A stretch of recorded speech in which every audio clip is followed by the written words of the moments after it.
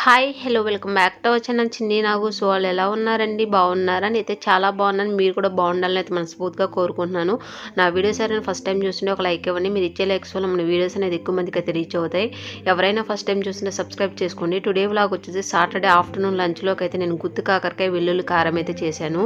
Taste అయితే చాలా అంటే చాలా బాగుంటుందండి. చాలా సింపుల్గా అయిపోతుంది. నా స్టైల్లో నేను గుత్తి కాకరకాయ ఎలా చేస్తాననేది ఈరోజు వీడియోలో అయితే చూపిస్తాను. ప్రాసెస్లోకి అయితే వెళ్దాము. నా వీడియో చూసే ప్రతి ఒక్కరూ ఒక లైక్ అయితే ఇవ్వండి. మీరు ఇచ్చే లైక్ నాకు చాలా ఇంపార్టెంట్ అండి. మీరు లైక్స్ ఇస్తూ ఉంటే నేనైతే మంచి మంచి వీడియోస్ తీయడానికి అయితే నాకు సపోర్ట్గా అయితే ఉంటుంది. కొంచెం మోటివేషన్గా ఉండి నేను మంచి మంచి వీడియోస్ అయితే తీస్తూ ఉంటాను. ప్లీజ్ సపోర్ట్ మీ. మీరు సపోర్ట్ చేస్తారని మనస్ఫూర్తిగా కోరుకుంటున్నాను. కాకరకాయ డయాబెటీస్ ఉన్న వాళ్ళకైతే చాలా మంచిదండి. చేదుగా ఉంటుందని చాలామంది అయితే పిల్లలు కానీ పెద్దవాళ్ళు కానీ ఇది నెగ్లెక్ట్ చేస్తూ ఉంటారు. కానీ తింటే మాత్రం హెల్త్ పరంగా అయితే చాలా బెనిఫిట్స్ అయితే ఉన్నాయండి. ఇది చేదు లేకుండా ఎలా చేసుకోవాలనేది ఈరోజు వీడియోలో అయితే చూపిస్తాను. చాలా అంటే చాలా బాగుంటుందండి. చిన్న పిల్లల నుంచి పెద్దవాళ్ళ వరకు ఎవరైనా తింటారు, అంత బాగుంటుంది. ఎప్పుడైనా కాకరకాయ మీడియం సైజులో అయితే తీసుకోవాలండి. మీడియం సైజు కాకరకాయ తీసుకుని దాని పైన ఉన్న పీల్ అయితే తీసివేయాలి. అలా పీల్ తీస్తే మనకి చేదు అనేది చాలా మట్టుకైతే తగ్గుతుందండి.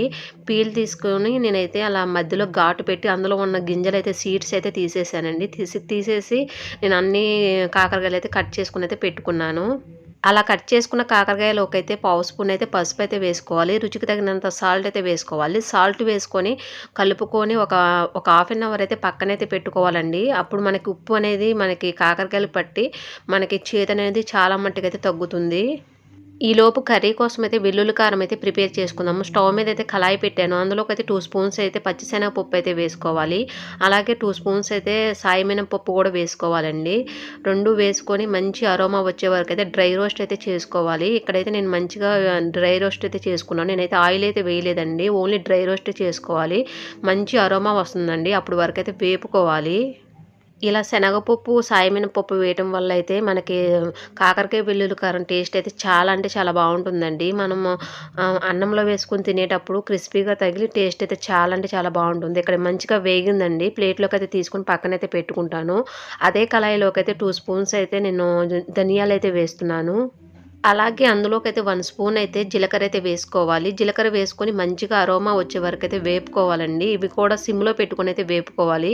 హైలో పెడితే మాడిపోతుందండి ధనియాలు అనేవి. కాబట్టి సిమ్‌లో పెట్టుకొని మంచిగా వేపుకోవాలి. ఇక్కడైతే నేను వేపుకుంటాను. వేపుకొని అయితే మంచిగా అయితే పక్కనైతే పెట్టుకుంటాను. కాకరకాయనైతే సర్వరోగ నివారణ అయితే అంటారండి. కాకరకాయ తింటే చాలా రోగాల వరకైతే మనకి హెల్ప్ అయితే అవుతుంది. చాలా యూజ్ అవుతుందండి. అందుకని అప్పుడప్పుడు మనం కాకరకాయ తినడానికి కూడా ట్రై చేయాలి.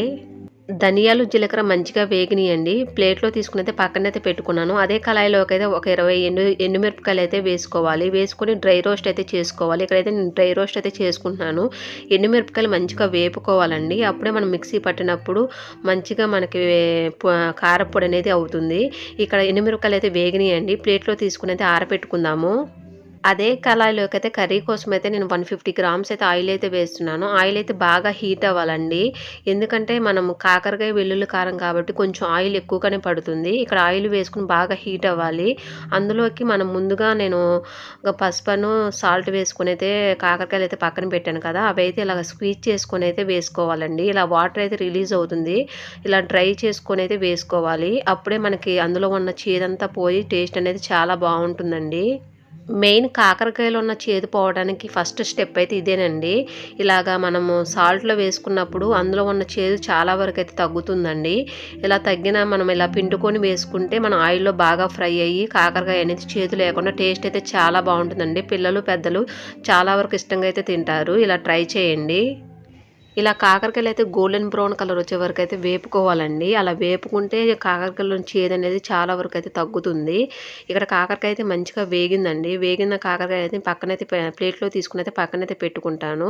ఫ్యాన్ కింద పెట్టయితే ఆరబెడతానండి. ఎందుకంటే వెల్లుల్లి కారం మనం స్టఫ్ చేసుకోవాలి కాబట్టి నేనైతే ఆ ఫ్యాన్ కింద ఆరబెడతాను. కాకరకాయ అనేది సగం వేగితే సరిపోతుందండి. ఇక్కడ నేను సగం వరకైతే వేపుకున్నాను. మనం కర్రీ చేస్తాం కదా! మళ్ళీ కాకరకాయ వేస్తాం కాబట్టి పూర్తిగా అయితే వేగుతుంది. టేస్ట్ అప్పుడు చాలా బావుంటుంది. ఇలా వేపుకొనైతే పక్కనైతే పెట్టుకోవాలి. అదే కళాయిలో అయితే మనమైతే కర్రీ అయితే చేసుకుందాము. ఈ కాకరకాయ వెల్లుల్లి కారం అంటే మా పిల్లలిద్దరికి కూడా చాలా ఇష్టమండి. చాలామంది పిల్లలైతే కాకరకాయ కూర అయితే తినరు, చేదుగా ఉంటుందని. కానీ ఇలా చేసి పెట్టండి, చాలా ఇష్టంగా తింటారు. మా పిల్లలిద్దరు కూడా చాలా ఇష్టంగా తింటారండి. మెయిన్ మా బ్లెస్సీ పాప అయితే చాలా ఇష్టంగా తింటుంది. వట్టి కూరే తినేస్తుందండి. కాకరకాయ పెట్టేసుకుని అయితే తినేస్తుంది. చాలా అంటే చాలా బాగుంటుందండి. ఇక్కడైతే నేనైతే వెల్లుల్లి కారం అయితే ప్రిపేర్ అయితే చేసుకుంటున్నాను. నేనైతే మిక్సీ గిన్నెలో అయితే మనం ముందుగా వేపు పెట్టుకున్న పచ్చిశనగపప్పు, సాయమినపప్పు, జీలకర్ర, ధనియాలు, ఎండుమిరపకాయలు అయితే వేసుకున్నాను.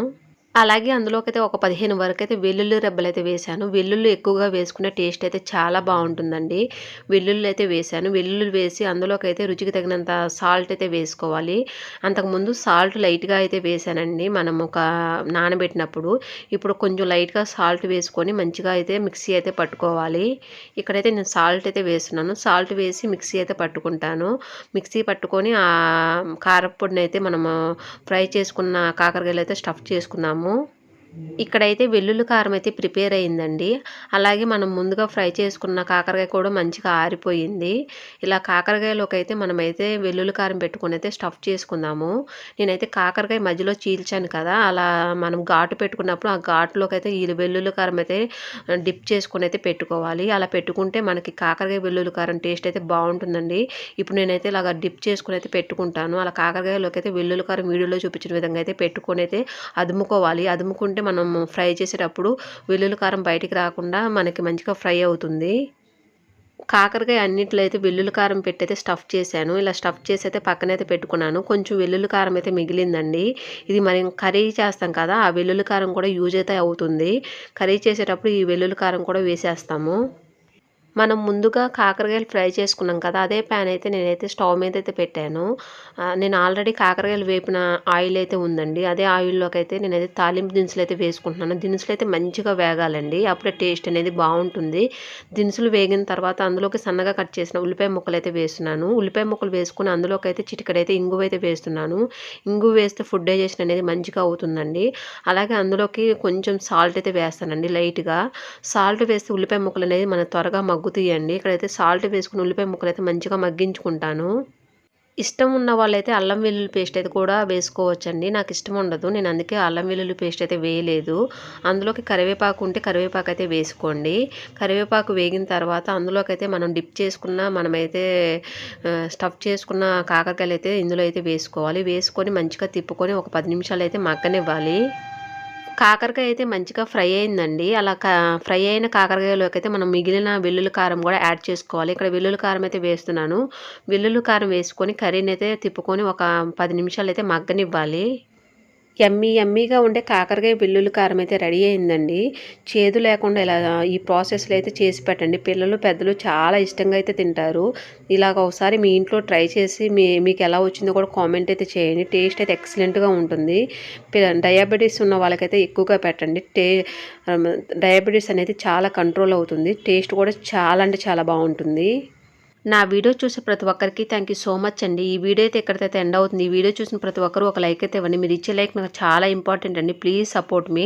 వీడియో స్కిప్ చేయకుండా చివరి వరకు అయితే చూసేయండి. చాలా అంటే చాలా బాగుంటుంది. ఐ హోప్ ఈ వీడియో నచ్చిందని అనుకుంటున్నాను. ఈ వీడియో నచ్చితే లైక్ చేయండి, షేర్ చేయండి, కామెంట్ చేయండి. Please subscribe my channel. పక్కనే బెల్ ఐకాన్ ఉంటుంది, దాన్ని క్లిక్ చేయండి. మరొక మంచి వీడియోతో మళ్ళీ కలుసుకుందాం. Thanks for watching. Bye friends, bye.